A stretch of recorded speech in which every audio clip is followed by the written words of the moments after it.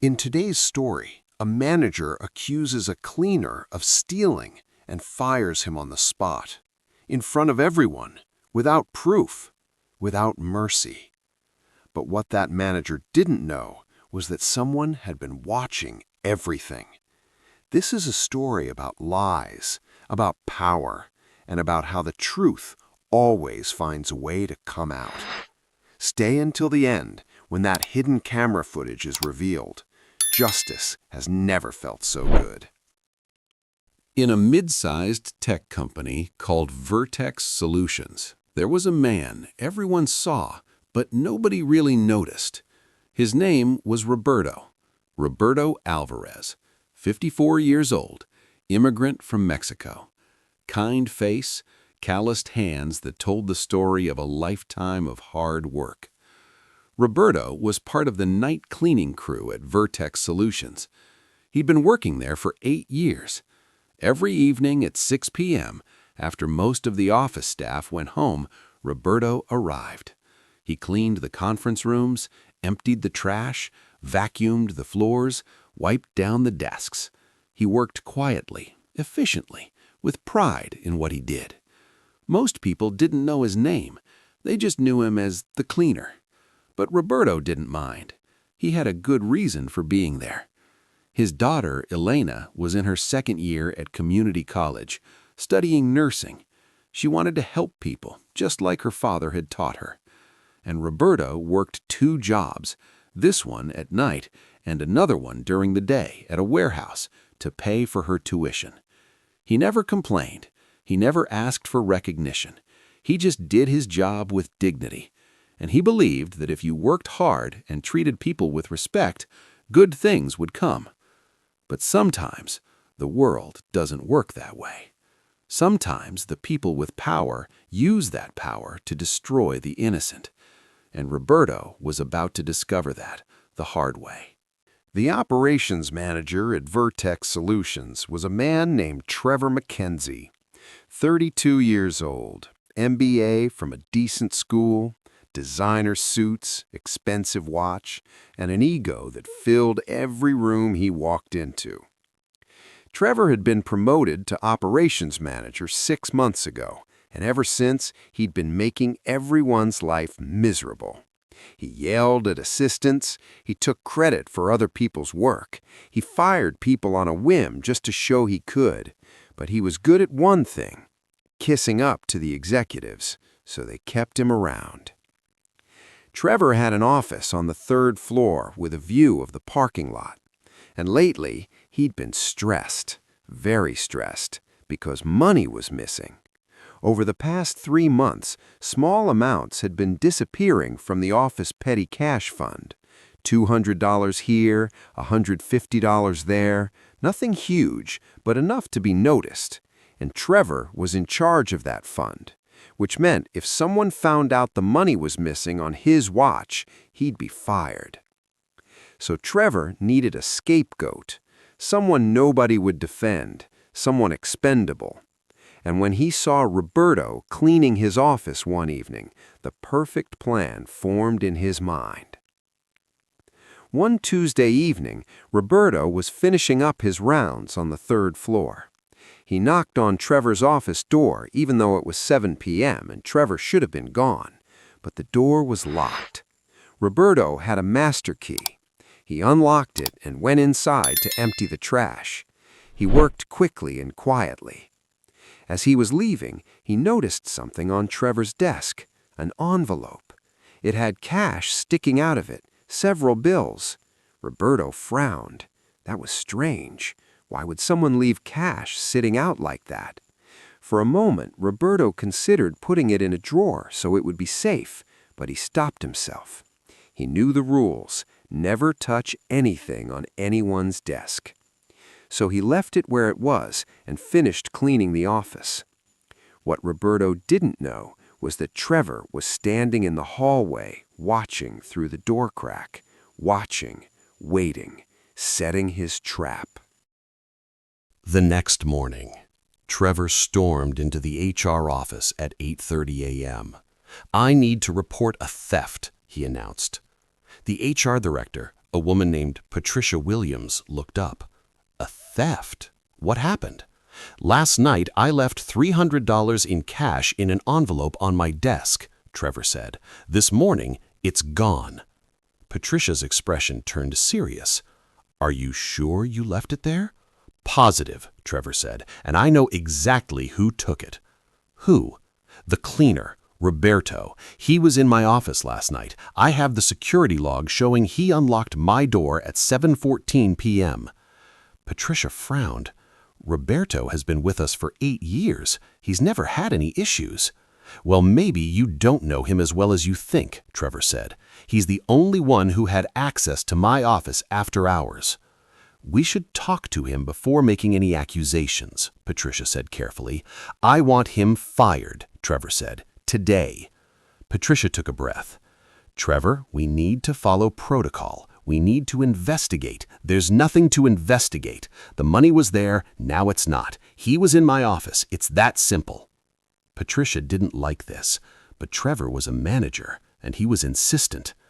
I'll bring Roberto in for a meeting, but Trevor, if we're going to terminate someone, I need clear evidence. You'll have it, Trevor said with a cold smile. That afternoon, Roberto received a message. Please come to the HR office at 2 p.m. Roberto's heart sank. In 8 years, he'd never been called to HR. He finished his warehouse shift early and arrived at Vertex Solutions at 1:55 p.m. His hands were shaking. He walked into the HR office. Patricia was there, so was Trevor, and so were 2 security guards. Roberto's stomach dropped. Roberto, please sit down, Patricia said gently. Roberto sat. Patricia took a breath. Roberto, there's been an accusation made against you. An accusation? Roberto's voice was quiet. What kind? Trevor leaned forward. Theft. You stole $300 from my office last night. Roberto's eyes went wide. No, I didn't steal anything. You were in my office at 7:14 p.m., Trevor said. The security logs prove it.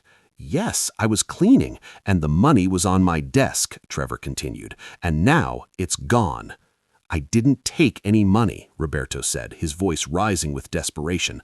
I saw an envelope with cash, but I didn't touch it. I would never. Save it, Trevor said coldly. We both know what happened.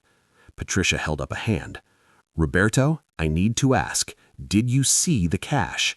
Yes, Roberto said, but I didn't touch it. I know the rules. I never touch anything on anyone's desk. Then how do you explain the money disappearing? Trevor asked. I don't know, Roberto said, tears forming in his eyes. But it wasn't me. I swear on my daughter's life. Trevor stood up. This is ridiculous. Patricia, we have the timeline. We have motive. This man works 2 jobs because he clearly needs money. I work 2 jobs to pay for my daughter's college, Roberto said, his voice breaking. I would never steal. Never. Well, you did, and now you're fired. Patricia looked uncomfortable. Trevor, we still need to follow. He's fired, Trevor repeated. Effective immediately. He turned to the security guards. Escort him out. Make sure he returns his keys and security badge. Roberto stood up, shaking. Please, I need this job. My daughter. Should have thought about that before you stole from me, Trevor said. The security guard stepped forward. Come on, sir. Let's go. Roberto looked at Patricia one last time. I didn't do this. Please believe me. Patricia's expression was pained, but she didn't say anything. Roberto was escorted out of the office. As they walked through the building, people stared. Whispers followed him. Did you hear? The cleaner got caught stealing. I heard it was hundreds of dollars. Can you believe it? After all these years? Roberto kept his head down, humiliation burning through him.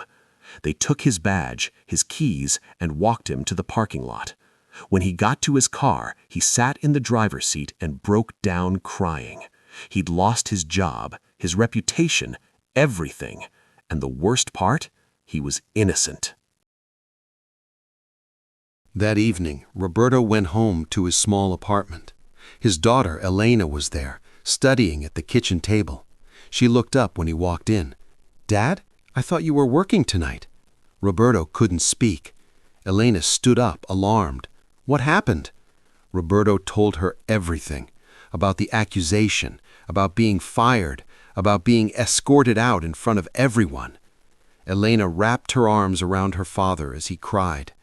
"Dad, we'll figure this out," she said. "We'll get you a lawyer. We'll prove you didn't do it." "We can't afford a lawyer," Roberto said. "And even if we could, it's my word against his. Who's going to believe a cleaner over a manager?" Elena pulled back, her jaw set with determination. "Then we find another way, because I know you. You would never steal, and the truth has to come out." Roberto looked at his daughter, so strong, so full of conviction, and felt a small spark of hope. "Okay," he said, "we'll try." The next day, Elena started making calls. She called the company, asked to speak to HR, left messages.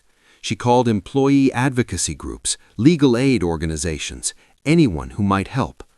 Most of them said the same thing. Without evidence, there was nothing they could do.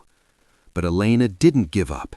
She posted about what happened on social media, asked if anyone at Vertex Solutions had information. And then, 2 days later, she got a message. It was from someone who worked at Vertex Solutions, someone who wanted to remain anonymous. The message said, "I believe your father, and I think I know how to prove it. Meet me tomorrow at 3 p.m. at the coffee shop on Maple Street." Elena's heart raced. She showed Roberto the message. "It could be a trick," Roberto said. "Or it could be the truth," Elena said. "We have to try." The next day, they went to the coffee shop. A young man in his 20s was waiting for them. He looked nervous. "Are you Elena?" he asked. "Yes, and this is my father, Roberto." The man nodded. "My name is Kevin. I work in IT at Vertex Solutions." He sat down, glancing around to make sure no one was listening. "I heard what happened to your dad, and I don't think he did it." "Thank you," Roberto said quietly. Kevin leaned forward. "Here's the thing. I manage the security systems, including the cameras." Elena's eyes widened. "Cameras?" "Yeah, we have them all over the building, including hidden ones that most people don't know about." Roberto's breath caught. "In the offices?" Kevin nodded. "In every office.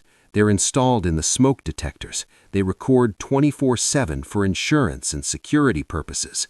"So there's footage of what happened in Trevor's office that night," Elena said. "Yes," Kevin said, "and I watched it." Roberto leaned forward. "What did it show?" Kevin's expression hardened. "It shows you cleaning, never touching the envelope, and then leaving."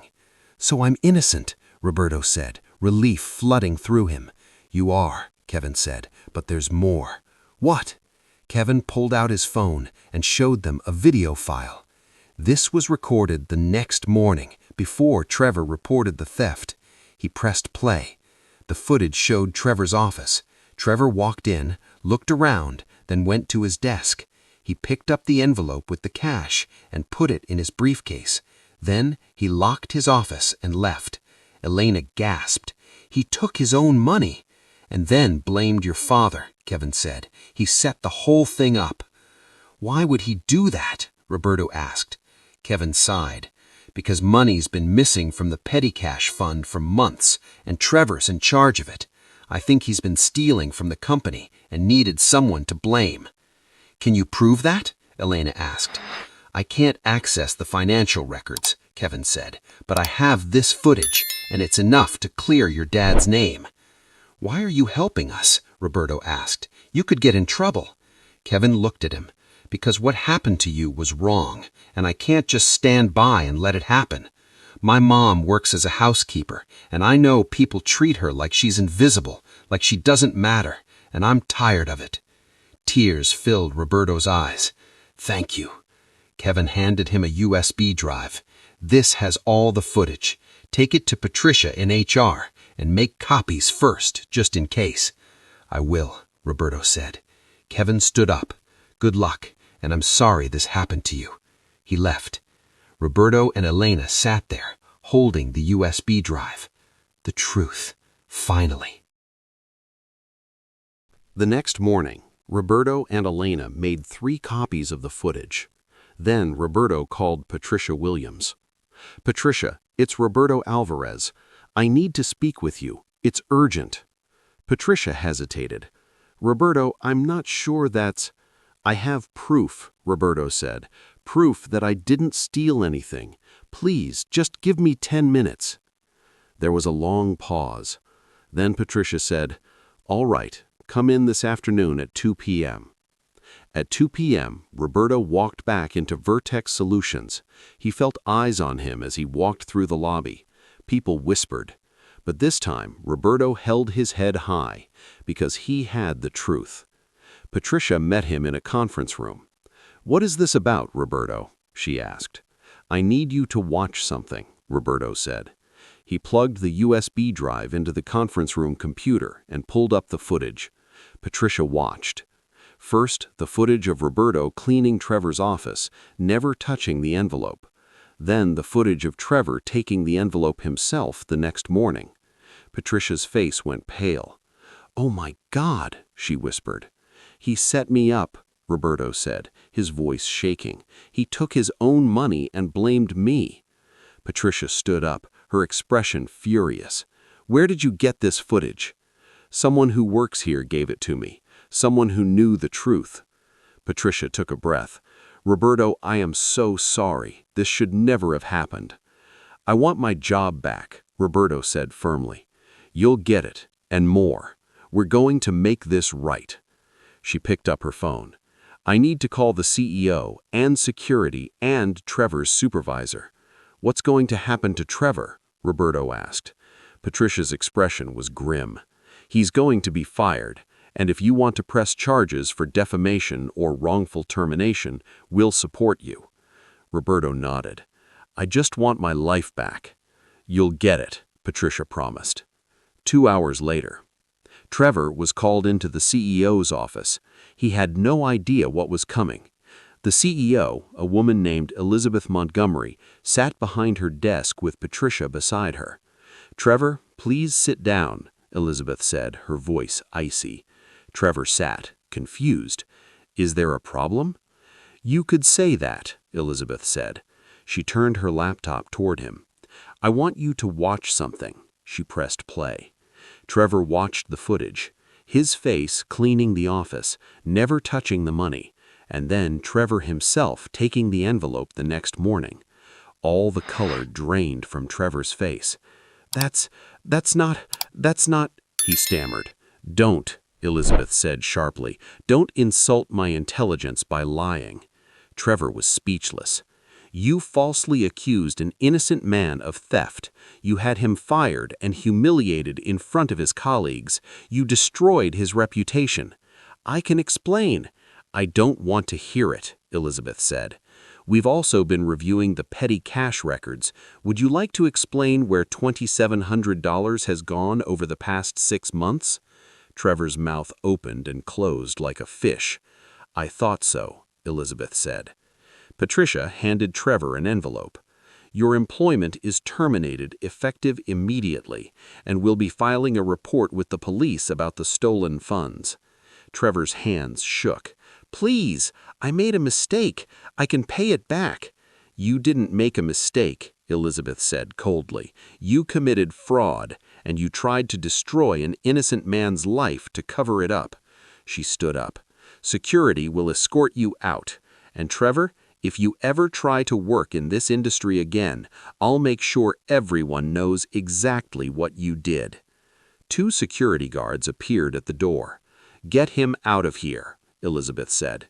Trevor was escorted out, his career in ruins, just like he'd tried to do to Roberto. Later that afternoon, Roberto was called back to the building. This time he walked through the lobby to applause. Kevin from IT had told a few people what happened, and word had spread.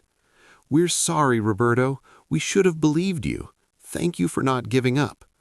Roberto nodded to each of them, tears in his eyes. He was taken to Elizabeth's office. Elena was already there. "Mr. Alvarez," Elizabeth said, standing up to shake his hand. "On behalf of Vertex Solutions, I want to apologize. What happened to you was unconscionable." "Thank you," Roberto said. Your job is reinstated immediately, Elizabeth said, with back pay for the days you missed, plus a $10,000 bonus for what you went through. Roberto's eyes widened. $10,000? It's the least we can do, Elizabeth said, and we're also promoting you to lead custodial supervisor with a raise. Roberto couldn't speak. Elena grabbed his hand, crying. And one more thing, Elizabeth said. She turned to Elena. I heard you're studying nursing at community college. Elena nodded. We have a scholarship program here at Vertex Solutions, full tuition, for employees and their families. I'd like to offer it to you. Elena burst into tears. Really? Really, Elizabeth said with a warm smile. Roberto hugged his daughter as they both cried. After 8 years of being invisible, someone finally saw him. 3 months later, Trevor Mackenzie was charged with embezzlement and fraud. He pleaded guilty to avoid jail time, but was ordered to pay restitution and do community service. His career was destroyed. No one in the industry would hire him, and everyone who'd worked with him knew the truth. As for Roberto, he thrived. As lead custodial supervisor, he hired a team of cleaners and treated them with the respect he'd always wished he'd received. He made sure they had good pay, benefits, and dignity. And Elena? She finished her nursing degree on a full scholarship, and the day she graduated, Roberto sat in the front row, crying with pride. Kevin from IT became Roberto's good friend. They had coffee once a month, and Roberto always thanked him for the courage to do the right thing. You saved my life, Roberto said once. No, I just told the truth. You saved your own life by never giving up. One evening, Roberto was cleaning the executive wing when Elizabeth stopped by. Working late, Roberto? She asked. Always, he said with a smile. Elizabeth looked at him. Can I ask you something? Of course. After everything that happened, why did you come back? You could have sued us, walked away, never looked back. Roberto thought for a moment. Because this job isn't just about cleaning. It's about providing for my daughter and showing her that honest work has dignity, that you don't give up when things get hard. He paused. And because I believe that good people exist, like you, like Kevin, like everyone who stood up for me, and I want to be part of a place where good people work. Elizabeth's eyes glistened. We're lucky to have you, Roberto. I'm lucky to be here. A year after everything happened, Roberto received a letter. It was from Trevor. Roberto almost threw it away, but curiosity got the better of him. He opened it. The letter was short. Mr. Alvarez, I don't expect you to forgive me. What I did was wrong. I destroyed your reputation to save mine. I lied. I stole. I became someone I'm ashamed of. But I want you to know that watching you rebuild your life with dignity, it taught me something. It taught me that character isn't about what you do when people are watching. It's about who you are when no one sees you. You have more character in your smallest finger than I have in my entire body. I'm sorry, and I hope someday to become even a fraction of the man you are. Trevor Mackenzie. Roberto read the letter twice, then he folded it and put it away. He didn't respond, not because he was angry, but because some lessons have to be learned in silence, and maybe, just maybe, Trevor would learn his. Never judge someone's value by the job they do, because the person you try to destroy today might be the one who shows you what real character looks like. The truth always comes out. Justice might be slow, but it's real. And the people who work in silence, cleaning, building, serving, they have more dignity than those who wear power like a weapon. That's a lesson Trevor learned too late, but it's a lesson we can all learn right now, before we become him.